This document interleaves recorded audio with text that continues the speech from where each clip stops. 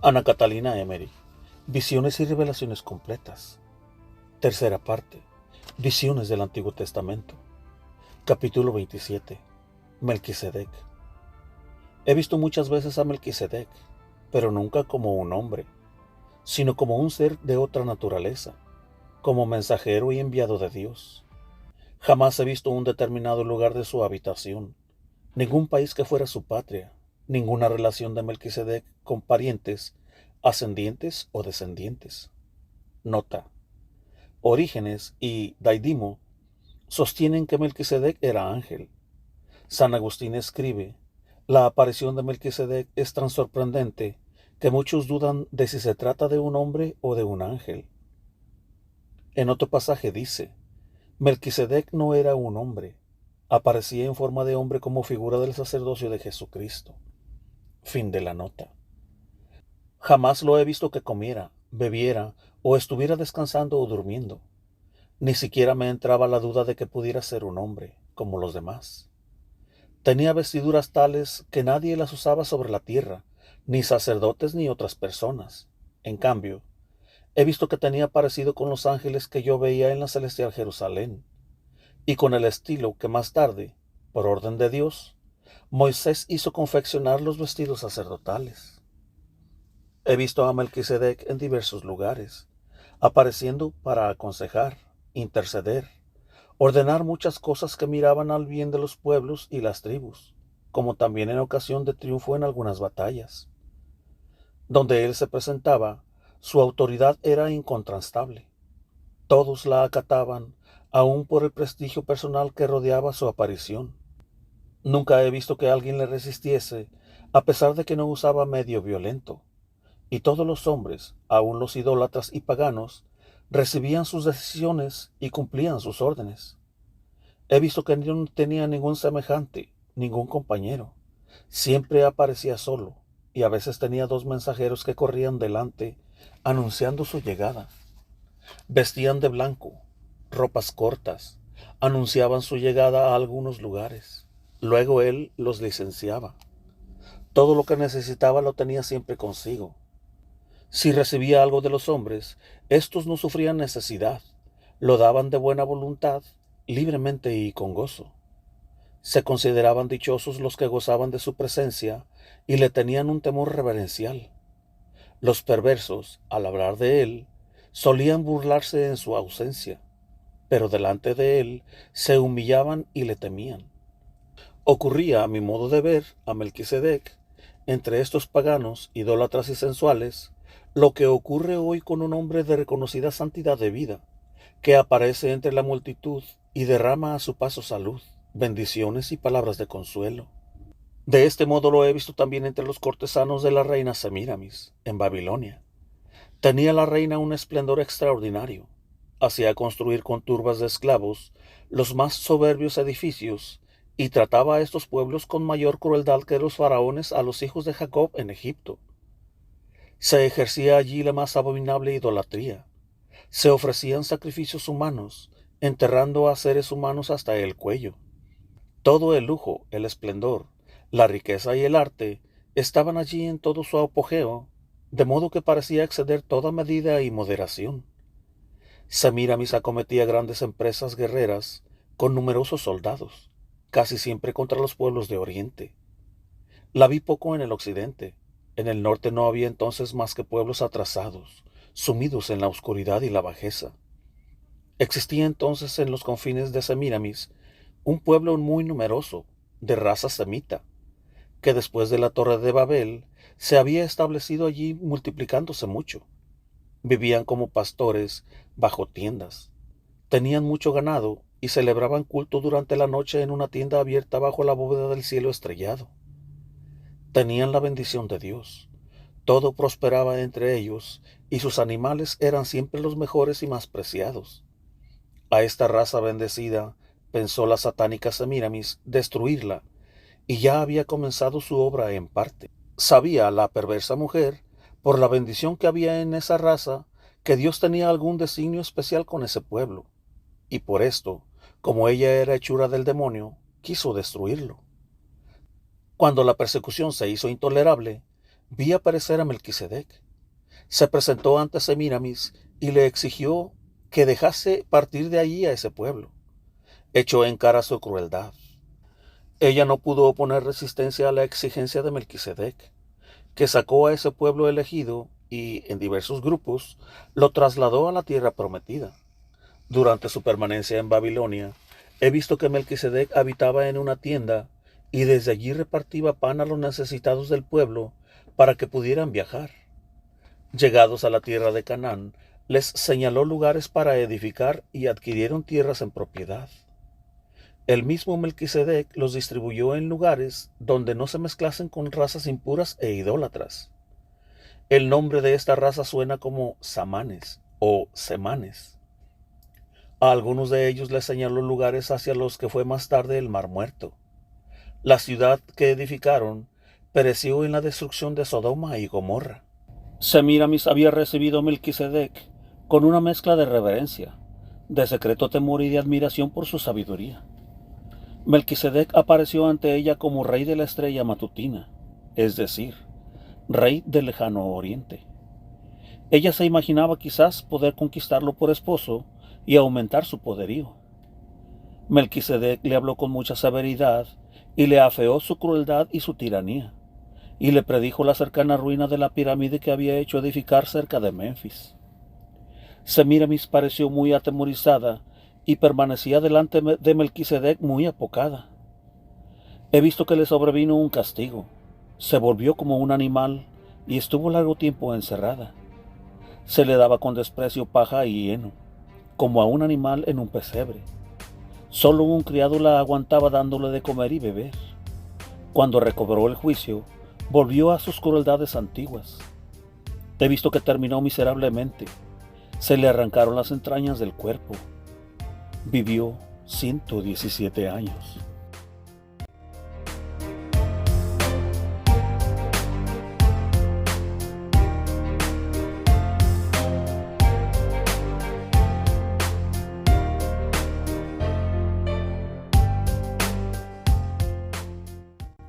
Capítulo 28. Melquisedec y los samanes. Melquisedec era considerado por un ser superior y profeta, un sabio, un hombre de jerarquía a quien todas las cosas le salían bien. Hubo en aquellos tiempos y aún más tarde varios de estos seres de superior jerarquía. No eran extraños a aquellos pueblos, como no lo fueron los ángeles que conversaban familiarmente con Abraham. Pero he visto que también había apariciones de seres malignos que trataban de turbar las obras de los buenos, así como entre los buenos profetas los había malos y engañadores.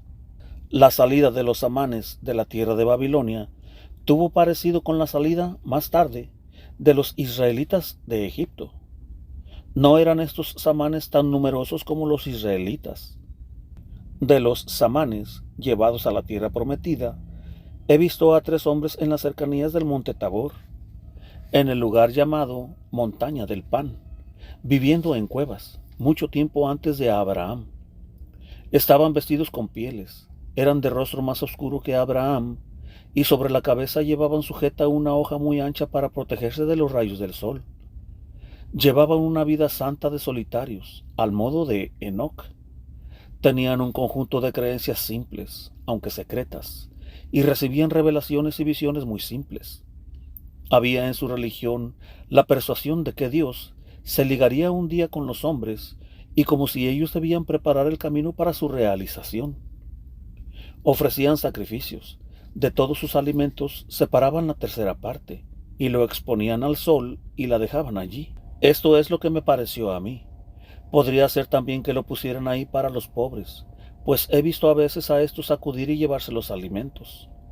Los he visto vivir muy sencillamente, apartados de los demás hombres que aún no eran numerosos y habitaban en tiendas, formando agrupaciones de pueblos. He visto a estos hombres peregrinar a diversos lugares del país, cavando, a veces, pozos, desmontando montes y colocando piedras como fundamentos de futuras poblaciones. Los he visto arrojar a los malos espíritus de ciertos lugares del aire y desterrarlos a sitios pantanosos, estériles y llenos de neblinas. En esta ocasión he comprobado, una vez más, que los malos espíritus suelen habitar frecuentemente en sitios pantanosos y oscuros. He visto a menudo a estos hombres en lucha abierta con los malos espíritus. Yo me maravillaba al principio cuando veía que los lugares donde colocaban piedras para levantar, luego poblaciones, eran cubiertos por hierbas y plantas salvajes. Y con todo he visto que las ciudades de Safed, Betsaida, Nazaret, etc., se edificaron precisamente donde habían puesto por fundamento esas piedras. Así trabajaron en el sitio donde más tarde se levantó la casita en la cual recibió María el anuncio del ángel. Del mismo modo los he visto trabajando en Gatefer, Séforis, en el lugar de la casita de Ana, cerca de Nazaret, en Megiddo, Naim, Ainón y Hebrón, y en la cueva cerca de Belén.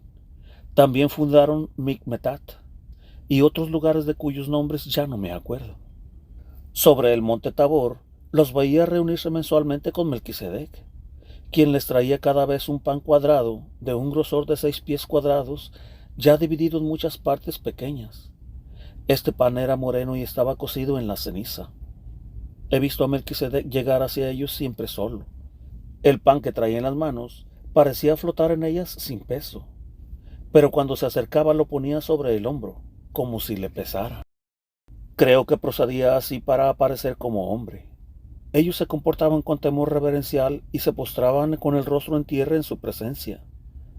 Melquisedec les enseñaba a cultivar la viña en las cercanías del Tabor, y ellos sembraban por muchas partes del país toda clase de buenas semillas que él les daba. Estas plantas aún crecen allí en estado selvático. Los veía cortar cada día un trozo de pan con el oscuro instrumento o pala con que trabajaban la tierra. Comían pájaros que en grandes cantidades volaban hacia ellos. Observaban los días festivos, conocían las estrellas, y el 8º día lo celebraban con sacrificio y oración, como también ciertos días del año. Los he visto abrir caminos hacia donde habían puesto las piedras de futuras fundaciones y donde habían sembrado o abierto pozos. Los sitios de donde arrojaban a los espíritus malignos, luego los purificaban, los limpiaban y los desocupaban de toda naturalidad. Hicieron caminos hacia Caná, Megiddo, Naim, y prepararon la mayoría de los lugares en donde nacieron los profetas. Pusieron los fundamentos de Abel Meoja y Dotaim, e hicieron el hermoso pozo y los baños de Betulia. A Melquisedec lo veían caminando de un lado a otro del país, y nadie sabía cuál era su resistencia.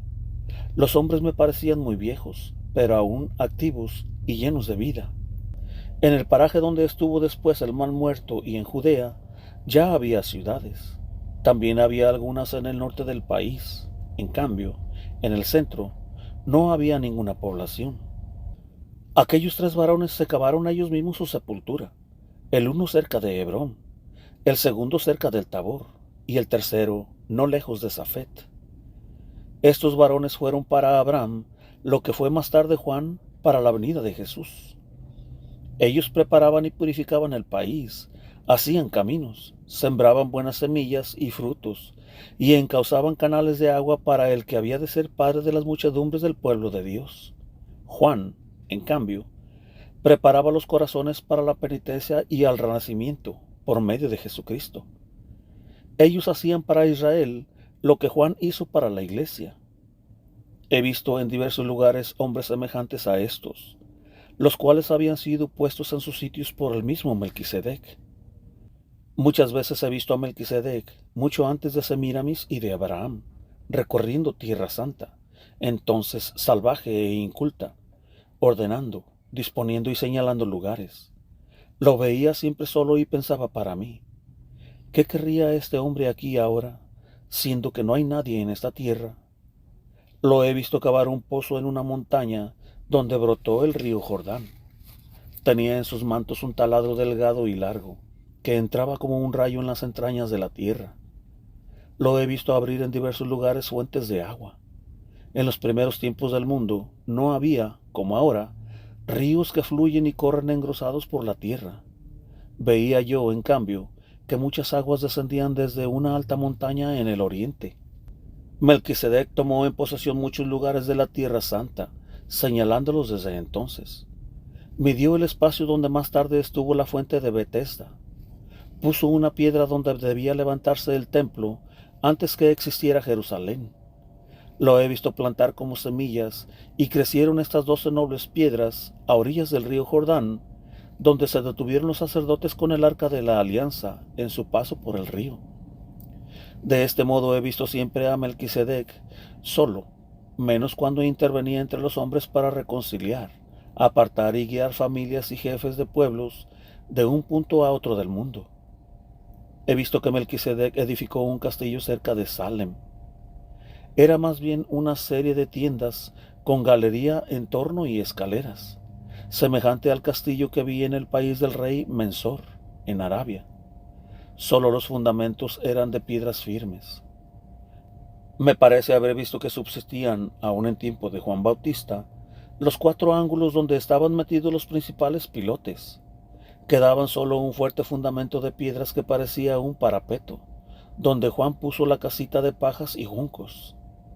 Ese castillo o tienda era un lugar donde caminantes y viajeros se detenían como en público albergue, cerca de agradables y abundantes aguas. Quizás tenía Melquisedec el castillo allí para albergar y enseñar a las gentes que pasaban, ya que yo veía a Melquisedec siempre ocupado en aconsejar y en dirigir a las razas y los pueblos. El lugar tenía desde entonces una relación con el futuro bautismo. Este era el punto de partida de Melquisedec. De allí salía para las obras de edificación de Jerusalén hacia Abraham o a cualquier otro punto del país. Él reunía aquí y repartía familias y tribus que luego se establecían en diversos lugares. Esto sucedía mucho antes del sacrificio del pan y vino, el cual me parece sucedió en un valle en la parte meridional de Jerusalén. Había edificado a Salem antes de comenzar la misma Jerusalén. Donde él obraba o edificaba, parecía colocar el fundamento de la futura gracia, como si señalase el lugar de un acontecimiento o comenzase algo que debía realizarse con el andar de los tiempos. Melquisedec pertenece a ese coro de ángeles que están puestos sobre países, comarcas y pueblos.